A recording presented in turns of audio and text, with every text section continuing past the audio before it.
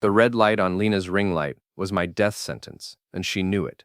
I stood in the doorway of what used to be our dining room, now transformed into her content creation studio, complete with professional lighting, 3 different camera angles, and a banner that read, "Taking my power back," in gold cursive letters.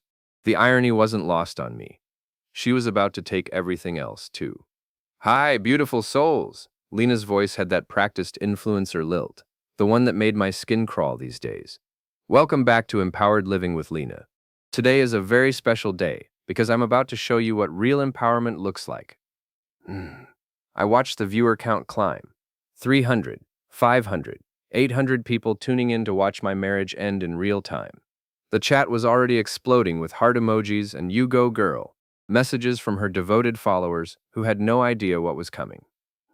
Lena looked stunning, of course. She always did for the cameras. Her blonde hair was perfectly curled, her makeup flawless, and she wore that white blazer that made her look like she was about to close a $1 million deal. In a way, I guess she was. "As many of you know, I've been going through some personal challenges lately," she continued, her voice taking on that vulnerable tone she'd perfected. "Sometimes in life, we have to make difficult decisions to protect our peace and our purpose." That's when she reached into her designer handbag and pulled out the manila envelope. The divorce papers I'd been dreading for weeks, ever since I'd discovered her little side business with Chase, her so-called business manager. "David," she said, finally acknowledging my presence. The camera pivoted to include me in the shot. "Could you join me for a moment?" I stepped into frame, acutely aware that nearly 1,000 people were now watching me. My old college t-shirt and jeans looked pathetic next to her polished appearance, which I'm sure was exactly the point. "Beautiful souls, I want you to meet my soon-to-be ex-husband, David." She smiled that practiced smile. David's been holding me back from my full potential for years, but today, that changes. The chat exploded. I could see it scrolling past on her monitor. "OMG, is this really happening live? Get it, girl. He looks like a loser anyway." She slid the papers across the white marble table we'd bought for our 10th anniversary. "Either sign these or get out of my house. Your choice." My house, technically. My name was still on the mortgage, but I wasn't about to correct her in front of her audience. Instead, I picked up the pen she'd placed next to the papers with theatrical precision. "You sure about this, Lena?" I asked quietly. "Once I sign these, there's no going back. I've never been more sure of anything in my life." She turned to the camera. "This is what setting boundaries looks like, beautiful souls. Sometimes you have to let go of what's not serving you to make room for what will." I signed my name on every page she'd marked with little pink sticky notes. "David Mitchell, David Mitchell, David Mitchell." Each signature felt like a small death, but also like a strange kind of birth. The chat was going insane now. The viewer count had hit 1,500 and climbing. Lena was practically glowing with the attention.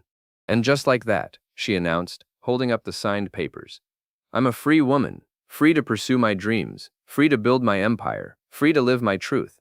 The hearts and fire emojis were coming so fast, they were just a blur. Her phone was buzzing with notifications, probably brand partnerships already sliding into her DMs, ready to capitalize on the drama. I stood up, straightened my shoulders, and looked directly into the main camera. "Congratulations, Lena. You got exactly what you wanted." Then I walked out of frame, out of the room, and out of what used to be my life. Behind me, I could hear her wrapping up the stream. "Thank you so much for being here with me during this powerful moment, beautiful souls. This is just the beginning of my empowerment journey, and I can't wait to take you along for the ride." But as I grabbed my keys and headed for the garage, I was thinking something entirely different. Let the games begin. And the thing about being married to an influencer is that you learn a lot about the power of narrative. Lena had just told her story to 1,500 people, painted herself as the empowered woman breaking free from her oppressive husband. It was a good story, very marketable, the kind of content that would get picked up by lifestyle blogs and maybe even local news. But here's what Lena didn't know about me after 12 years of marriage. I'm really, really good at playing the long game. My phone buzzed with a text from my buddy Mike at the gym. "Dude, did you just get divorced on Instagram Live? My wife is freaking out." I texted back. "Facebook Live, actually. And yes, you okay? Never better." And for the first time in months, I actually meant it. 3 days after my public humiliation, Lena's divorce stream had been viewed over 50,000 times. She'd gained 2,000 new followers. landed a sponsorship deal with some meditation app, and was already planning a divorce recovery workshop for next month at $200 a head. Meanwhile, I was living in a studio apartment above Mike's MMA gym, eating cereal for dinner and trying to figure out how I'd become the villain in my own life story. "You need to fight back, man," Mike said, wrapping my hands before our evening training session. "She's out there making you look like some deadbeat husband while she's living it up in your house." "Our house," I corrected, throwing a few test punches at the heavy bag. "And technically, she can have it." "What do you mean?" I paused, lowering my gloves. "The prenup we signed was pretty standard. Assets acquired during marriage get split 50-50, but debts do too. And there are some interesting clauses about lifestyle maintenance and social media earnings." Mike raised an eyebrow. "You actually read that thing?" "I wrote half of it. Cybersecurity consulting taught me to always read the fine print." I threw a hard right cross, feeling the satisfying thud through the bag. "Lena's lawyer Sharon thinks she's so smart, but she missed a few things." The next morning, I got the call I'd been expecting. "David, this is Sharon Winters from Winters & Associates. We need to schedule a meeting to finalize the asset division. Lena would like to live stream the proceedings as part of her transparency initiative." Of course she would. "That's fine," I said, "but I'll need my lawyer present." "Naturally. How about Thursday at 2? I showed up to Sharon's downtown office in my best suit, the navy one I'd worn to our wedding. Lena was already there, setting up her phone on a tripod, adjusting the lighting with a small ring light she'd brought. She looked like she was preparing for a photo shoot rather than a legal proceeding. "Hi, beautiful souls," she chirped as I walked in. "We're here at my lawyer's office to finalize the divorce proceedings. This is going to be such a powerful moment of closure for me." Sharon looked uncomfortable with the camera, but she was billing $400 an hour, so she played along. My lawyer, Janet Kim, was a quiet woman in her 50s who specialized in high-asset divorces. She'd come highly recommended and had promised to keep things interesting. "All right," Sharon began, spreading papers across the conference table. "Per the prenuptial agreement, assets will be divided equally. The house, valued at $400,000, will go to Lena, along with her business assets and social media accounts. David will retain his consulting business and equipment." Lena beamed at the camera. "This is what financial independence looks like, beautiful souls. I'm taking control of my assets and my future." The chat was eating it up. "Boss babe, secure the bag. You deserve everything." However, Janet spoke up quietly. "There are some additional considerations we need to discuss." She pulled out a thick folder. "The prenup also stipulates that debts acquired during marriage are split equally, unless one party assumes full responsibility for specific assets." Sharon waved dismissively. "Standard language. What debts could there possibly be?" Janet smiled. It wasn't a warm smile. "Well, there's the mortgage on the house, $320,000 remaining. The home equity line of credit, $85,000. Credit card debt, $42,000. And the business loan Lena took out last year for her content studio, $60,000. I watched the color drain from Lena's face, but she kept smiling for the camera. "Those are investments in my brand," she said quickly. "The house has appreciated in value." "Absolutely," Janet agreed. "Which is why we're prepared to offer Mrs. Mitchell full ownership of the house and all associated assets, along with full responsibility for all associated debts." She slid a document across the table. "If you sign this, you get everything. The house, the studio, complete control over your brand and content." David walks away with just his business equipment. Lena's eyes lit up. This was even better than she'd hoped. That's amazing." "David, you'd really do that?" I shrugged. "You built your empire. You should have it." The chat was going crazy. "OMG, he's actually being decent. Maybe he's not so bad after all. This is so mature." Sharon was speed-reading the document, but Lena was already reaching for the pen. "Beautiful souls, this is what happens when you stand up for yourself. Sometimes the universe rewards your courage." "Lena," Sharon started, "maybe we should review this more carefully." "No, I've got this." Lena signed with a flourish, holding the papers up to the camera. "I am now the sole owner of my empire, my house, and my future." The viewer count hit 3,000. Her phone was buzzing non-stop with notifications. She was so caught up in the moment, in the validation from her audience, that she didn't notice Janet and me exchanging a small nod. "Congratulations," I said, standing up. "You got exactly what you wanted, again." As we left the office, Janet turned to me with that same not warm smile. Your wife just assumed responsibility for over $500,000 in debt to keep a house worth $400,000. Plus, her business loan has a balloon payment due in 6 months. I know, I said. I also know her sponsorship deals barely cover her monthly expenses, and she just lost her biggest income stream, which was me. I've been subsidizing her influencer lifestyle for 2 years. The mortgage, the credit cards, the business loan. I've been making all those payments while she spent her sponsorship money on designer clothes and equipment. Janet actually laughed. You're diabolical. I'm practical. She wanted to be empowered? Now she gets to figure out how to pay for it herself. That night, I celebrated with a beer and a boxing session at Mike's gym. My phone kept buzzing with notifications. Lena's divorce finalization video was going viral, and I was being tagged in hundreds of comments calling me everything from surprisingly mature to probably hiding something. If they only knew. 2 weeks after our second viral divorce moment, the cracks in Lena's empire were starting to show, and I had a front row seat to watch it all crumble. She'd moved fast after getting the house, immediately redecorating what used to be our bedroom into another content creation space. Her Instagram stories showed her painting walls, installing new lighting, and setting up multiple camera angles for what she called her Empowerment Command Center. What her followers didn't see was the stack of overdue notices piling up on the kitchen counter. I knew because I'd kept access to our joint email account, the one all our bills went to. Lena had been so focused on changing the locks and updating her relationship status that she'd forgotten about the little things, like the fact that I still received copies of every late payment notice, every threatening letter from creditors, every increasingly desperate email from her business loan officer. The mortgage payment was 30 days overdue. The credit cards were maxed out. And her business loan? The one with the balloon payment due in 4 months? She hadn't made a payment in 6 weeks. But on camera, everything was perfect. Good morning, beautiful souls, she chirped during her daily morning routine live stream. I'm starting my day with gratitude and intention. Living in my truth has been so financially and spiritually rewarding. The comments were supportive, but I noticed the viewer numbers were dropping. Divorce content had a shelf life, and Lena was already running out of fresh angles on her empowerment story. That's when she decided to double down. I have some exciting news to share, she announced during her afternoon stream. I'm launching a new program called Divorce Like a Boss, a comprehensive course for women who want to leave their marriages with their power and their assets intact. She held up a professionally designed flyer. For just $497, you'll get 6 weeks of intensive coaching on everything from legal strategy to personal branding. I'm living proof that you can turn your divorce into your greatest comeback story. The pre-sales started immediately. Within hours, she'd sold 30 spots.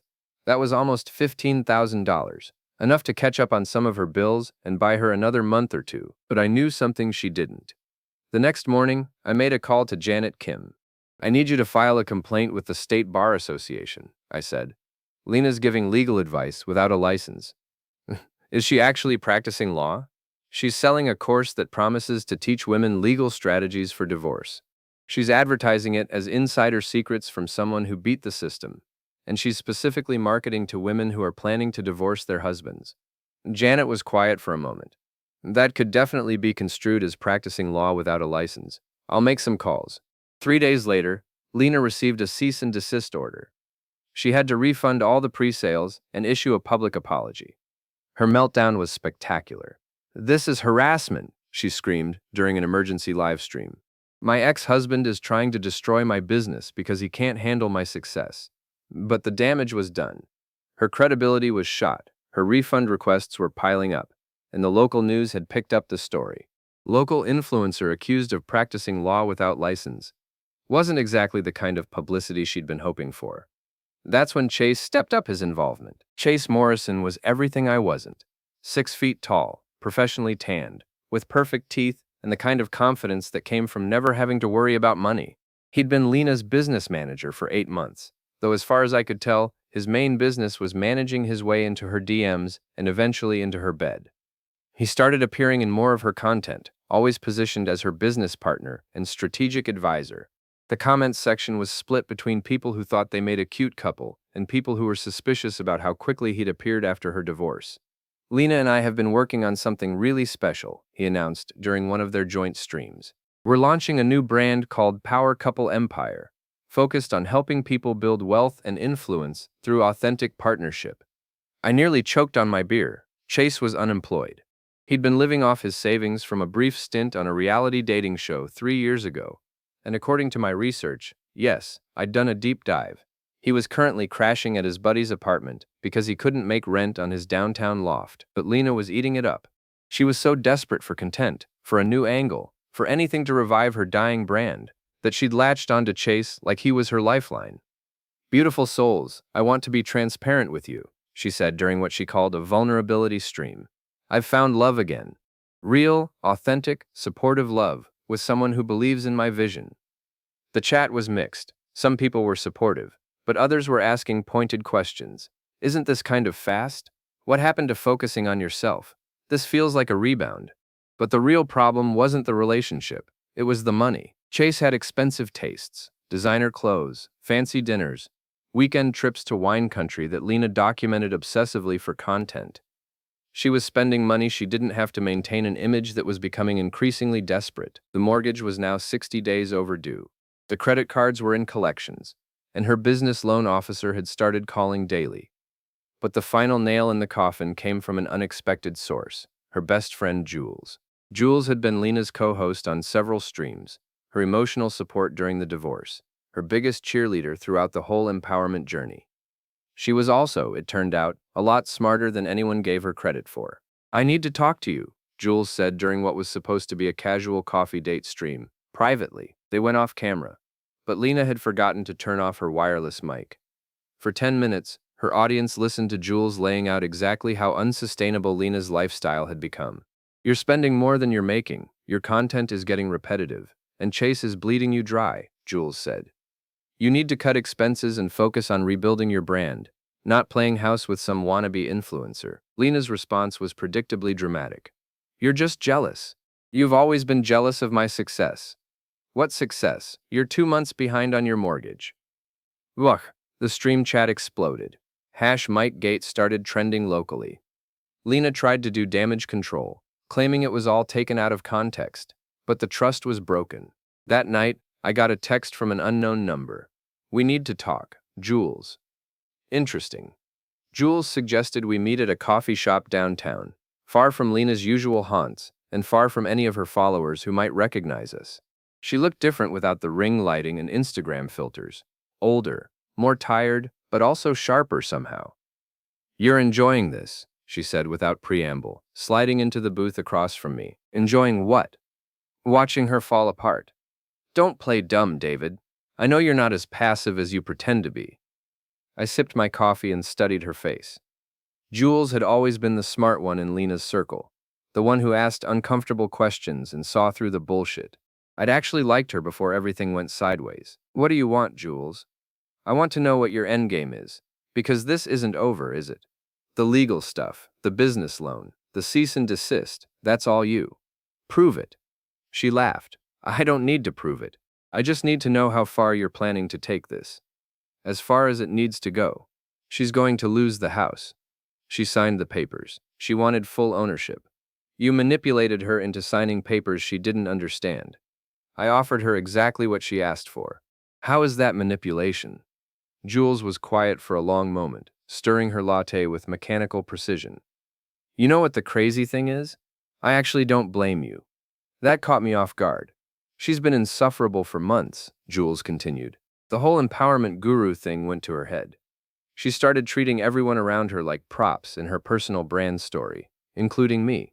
So why are you warning me? I'm not warning you. I'm offering you a partnership. Now she had my full attention. Lena's brand is toxic now, she said. The divorce drama, the legal trouble, the money problems, it's all going to come out eventually. But there's still value in her audience, her content library, her business relationships, and I've been building my own platform, quietly. I have connections with all the same brands, and I actually know how to run a sustainable business. She leaned forward. When Lena's empire collapses completely, I'm going to be there to pick up the pieces. Her followers will need someone new to follow, and I intend to be that someone. What does that have to do with me? You could speed up the timeline, make the collapse more dramatic, more public, more complete. I studied her face, looking for tells. Jules had always been good at hiding her emotions, but there was something hungry in her eyes now. Something that looked a lot like ambition. What did you have in mind? Lena's planning something big for next week, a Power Couple Empire launch event. Live streaming, brand partnerships, the whole thing. She's putting everything she has left into this one event. And it would be a shame if something went wrong. If some embarrassing truths came to light. If her perfect new relationship turned out to be less than perfect. I finished my coffee and stood up. I'll think about it. But I was already thinking about it, and I was starting to like what I was thinking. The next few days, I watched Lena's content with new eyes. She was promoting the launch event hard, promising life-changing announcements and exclusive opportunities for her followers. The event was scheduled for Saturday afternoon at a rented event space downtown, with live streaming across all her platforms. Chase was heavily featured in the promotional content, positioned as her co-founder and romantic partner. They looked happy together, successful, like they were building something real. It was almost a shame to destroy it. But then I remembered the night I'd found their text messages. The explicit photos Lena had sent him while I was traveling for work. The way they'd laughed about me in their messages, calling me boring and clueless and financially useful. The shame disappeared pretty quickly after that. I started making calls, to Janet Kim, to get some legal documents prepared, to Mike, to ask about borrowing his truck, to a few contacts in the local media, to let them know about an interesting story that might be developing. And then I made one more call, to a number I'd found in Chase's social media history. Hi, is this Madison? This is David Mitchell. I think we need to talk about Chase Morrison. Madison turned out to be Chase's ex-girlfriend from the reality show. She also turned out to have some very interesting stories about Chase's business practices, his financial situation, and his tendency to move from one financially stable woman to the next. He's a user, she told me over the phone. Charming as hell, but completely shameless about taking advantage of women who can support his lifestyle. Is he doing it again? Something like that. Would you be willing to go on record? Absolutely. That bastard owes me $3,000. By Friday night, I had everything I needed. Documents, witnesses, media contacts, and a plan that would bring Lena's empire crashing down in the most public way possible. The only question was whether I had the stomach to go through with it. I thought about the last 12 years, the way I'd supported her dreams, encouraged her ambitions, believed in her potential, the way she'd repaid that support by cheating on me, humiliating me publicly, and then trying to destroy my reputation when I didn't fight back. Yeah, I had the stomach for it. Saturday afternoon arrived gray and drizzly, which felt appropriate for what I was about to do. The event space Lena had rented was in the trendy part of downtown, all exposed brick and industrial lighting. She'd decorated it with white and gold balloons, professional photography backdrops, and multiple camera setups for optimal streaming angles. I arrived early, wearing my best suit and carrying a leather portfolio that made me look official. The security guard at the door barely glanced at my fake press credentials. One of the benefits of living in a smaller city where real media coverage was rare. David? Lena spotted me from across the room, her face cycling through surprise, confusion, and annoyance in rapid succession. What are you doing here? Supporting your big launch, of course. I smiled pleasantly. Wouldn't miss it for the world. Chase appeared at her side like a bad cologne commercial, all teeth and territorial posturing. I don't think you were invited, buddy. Actually, I was. By Channel 7 News. They asked me to provide some background context for their story about local influencer success stories. It wasn't technically a lie. I had contacted Channel 7. I'd also contacted the business reporter from the local newspaper and a blogger who covered social media drama. They were all very interested in the story I had to tell. Lena's face went pale, but she recovered quickly. She'd gotten good at performing under pressure. Well, you're welcome to stay, she said with forced brightness. This is going to be an amazing event. The space filled up over the next hour. About 50 people showed up in person, mostly other local influencers, a few brand representatives, and some of Lena's most devoted followers. But the real audience was online, where the viewer count was climbing toward 2,000. Welcome, beautiful souls, to the official launch of Power Couple Empire. Lena's voice carried across the room as she took the small stage they'd set up. I'm so excited to share this journey with all of you. Chase joined her on stage, looking every inch the successful entrepreneur in his designer suit and perfect smile. We're here to prove that love and business can work together to create something truly powerful. The audience applauded. The online chat filled with heart emojis. Everything was going according to Lena's plan. That's when I stood up. "Excuse me," I called out, loud enough to be heard over the crowd. "I have a question." Lena's smile faltered for just a moment. "David, this isn't really the time. Actually, I think it's the perfect time." I walked toward the stage, my portfolio in hand. "See, I've been doing some research on Power Couple Empire, and I found some interesting information that I think your audience deserves to know." The room went quiet. The camera operators, unsure what to do, kept filming. The live stream chat started buzzing with confusion and anticipation. "Chase," I said, looking directly at him, "could you tell everyone about your previous business ventures? Specifically, the 3 companies you started with previous girlfriends that all mysteriously folded after you moved on to new relationships?" Chase's perfect smile cracked. "I don't know what you're talking about." "Really? Because Madison Torres has some very detailed records of your business partnership with her. The one where you convinced her to invest her life savings in a social media marketing company that disappeared along with the money when you broke up with her." I pulled out a folder from my portfolio. "I have the incorporation documents right here, along with bank records showing exactly where that money went." The audience was murmuring now. The live stream chat was exploding with questions and accusations. Lena looked like she was about to be sick. "And then there's Jennifer Walsh," I continued. "Another girlfriend, another failed business partnership, another woman left holding the bag when you moved on to greener pastures." "This is harassment," Chase shouted, but his voice had lost its confident edge. "No, this is journalism." I turned to address the cameras directly. "Ladies and gentlemen, I'd like you to meet the real Chase Morrison. Not a successful entrepreneur, not a business genius, just a serial grifter who specializes in targeting financially stable women and bleeding them dry." That's when Chase made his mistake. Instead of trying to salvage the situation with words, he decided to go physical. He jumped down from the stage and charged toward me, probably thinking he could intimidate me into backing down, but I'd been training at Mike's gym for months. When Chase threw his first punch, I was ready for it. I ducked, grabbed his wrist, and used his own momentum to send him stumbling into the refreshment table. Cupcakes and champagne glasses went flying. The audience screamed. The cameras kept rolling. Chase came at me again, this time with a wild swing that caught me in the shoulder. I responded with a straight right to his solar plexus that dropped him to his knees, gasping for air. "David, stop!" Lena screamed from the stage, but I wasn't done, not even close. "Now, Lena," I said, straightening my tie and turning back to the cameras. "Let's talk about your financial situation.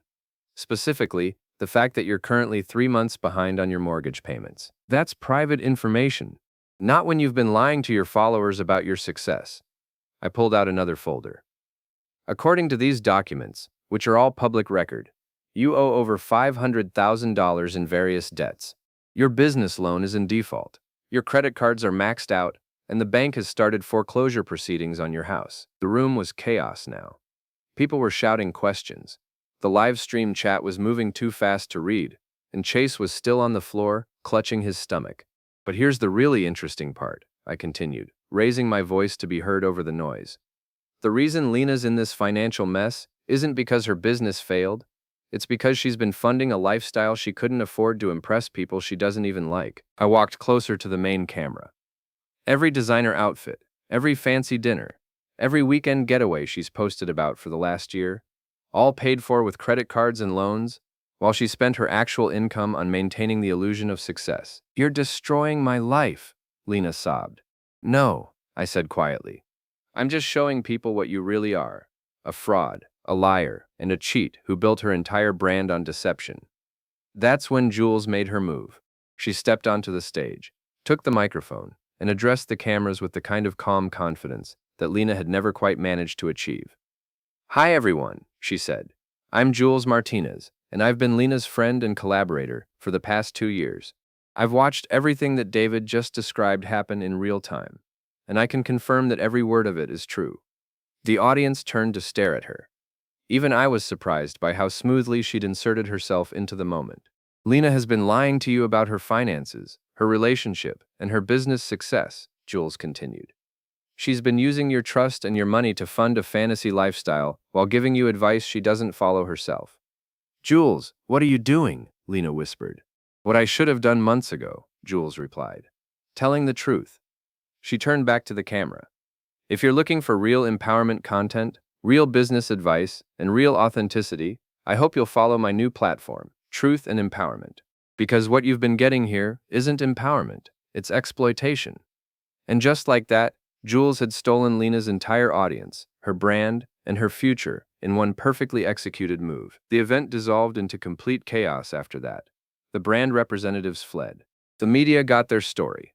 Chase eventually picked himself up off the floor and slunk out without saying another word. But I stayed until the very end, watching Lena sit on the edge of the stage, crying into her hands while the cameras kept rolling and her viewer count steadily dropped. You destroyed everything, she said when the room had finally emptied except for us.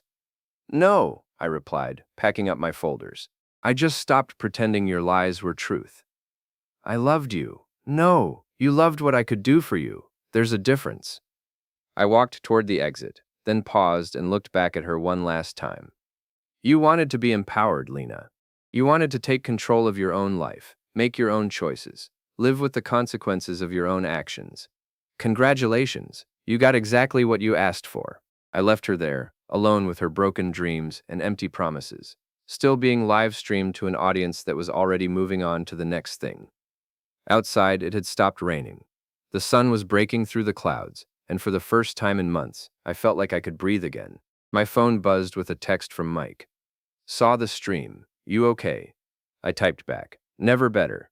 And this time, I really meant it. 6 months later, Lena lost the house to foreclosure. Chase disappeared completely, probably off to find his next mark. Jules built a successful influencer business on the ashes of Lena's empire, preaching authenticity and financial responsibility to an audience hungry for real advice. And me? I went back to my consulting business, moved into a nice apartment downtown, and learned to be happy with a life that was smaller but infinitely more honest. Sometimes people ask me if I feel bad about what I did to Lena, if I regret destroying her so completely and so publicly. The answer is simple. She called it empowerment, but I just called it accountability. She wanted to live her truth, and I simply made sure everyone could see what that truth really looked like. She signed her name to papers she didn't read, made promises she couldn't keep, and built a life on foundations of lies and borrowed money. I just made sure she got to live with the consequences.